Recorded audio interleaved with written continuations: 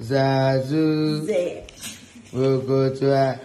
On my way to Laosu. Lémi ìdájí bá bó káàdì o. Ó kàn wá pàdé kọ́lù. Yóò kàn wá bó káàdì o. Ojú tó ń gbà o.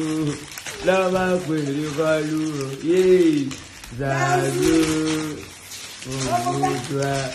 Adúlísì pẹ̀lú orin ni mo fi ń yahoo yahoo ẹnu látọ̀ ogbó yẹn bákàbàkà kókó tura kókó tura kí ló dé ẹ̀yin jáwó kí ló ṣẹlẹ̀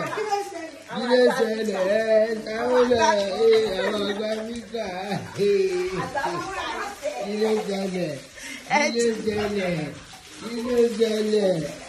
Àwọn ìṣàrò ilé ìṣẹ̀lẹ̀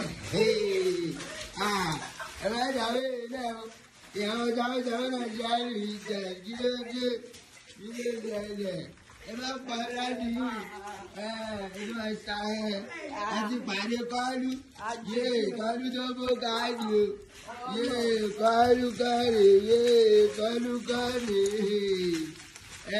jẹ́rìí bá ìyàwó yìí kọ́lù ó ti lọ bẹ́ẹ̀ yẹn.